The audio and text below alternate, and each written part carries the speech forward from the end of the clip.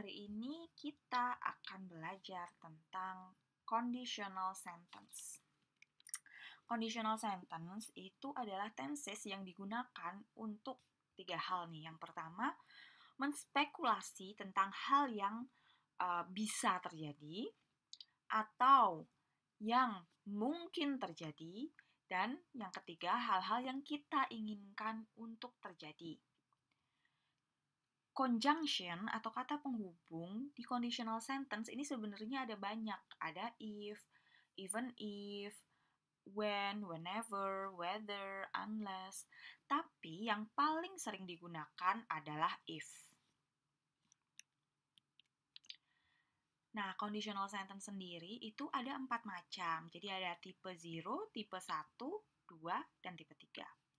Tipe 0 atau zero conditional itu digunakan untuk menggambarkan dua hal. Yang pertama tentang general truth atau hal-hal yang bersifat umum seperti fakta tentang fakta saintifik, dan yang kedua adalah fakta yang bersifat kebiasaan.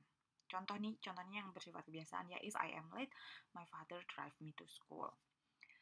Tipe 1 itu digunakan untuk menggambarkan possible condition and its probable result. Jadi, untuk menggambarkan keadaan yang mungkin terjadi dan hasilnya dari keadaan tersebut. Jadi, itu belum atau tidak terjadi saat ini, tapi mungkin terjadi. Misal nih, contohnya, ini lagi mendung, udah terdengar gluduk-gluduk, kita bilang, if it rains, we will stay at home. Udah rain belum? Belum. Jadi ini belum hujan, tetapi dari tanda-tandanya udah kelihatan mau hujan. Tipe selanjutnya adalah tipe 2, digunakan untuk menggambarkan hypothetical condition and its probable result. Hypothetical condition itu apa? Yaitu kondisi yang tidak nyata, yang saat ini tuh hanya ada di imajinasi kita, hanya ada di pikiran kita. Jadi ini tidak terjadi. Misal, kita nggak belajar nih, dan pas ujian gara-gara nggak belajar, gagal ujiannya hari ini nih, gagalnya hari ini. Kita ngawang-ngawang memikirkan hal yang tidak real gitu, kita berimajinasi, coba aja study more, coba aja belajar lebih keras, pasti bisa lolos exam. Nah, tipe yang ketiga, yang terakhir, ini hampir sama dengan tipe yang kedua. Bedanya adalah kondisi yang tidak nyata itu, yang unreal itu terjadi di masa lalu. Dan hasilnya, probable resultnya, possibility, kemungkinan hasilnya itu juga kemungkinan hasil di masa lalu.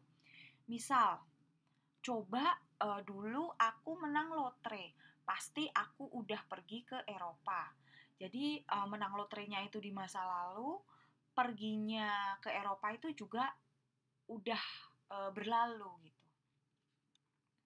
Kita tilik lebih dalam masing-masing tipenya. Yang zero conditional ini tadi udah disebutkan untuk menggambarkan general truth atau hal-hal yang bersifat habitual. Jadi ini untuk menggambarkan sesuatu yang selalu terjadi under certain condition. Jadi sesuatu yang pasti terjadi kalau ada kondisi tertentu. Formulanya, dia if clause-nya itu menggunakan simple present dan diikuti hasil atau di main clause itu menggunakan simple present juga. Contoh yang tentang general truth. If you heat water to 100 degrees Celsius, it will boil.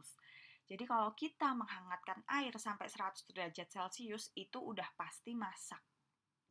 Itu udah pasti umep. Apa sih umep? Masak ya. Jadi ini pakai simple present, main clause-nya juga, hasilnya juga pakai simple present. Contoh yang kedua, yang pakai habitual fact, itu misal, if I wake up late, my father drives me to school. Jadi biasanya kalau aku telat, bapakku nih yang bakal ngantar aku ke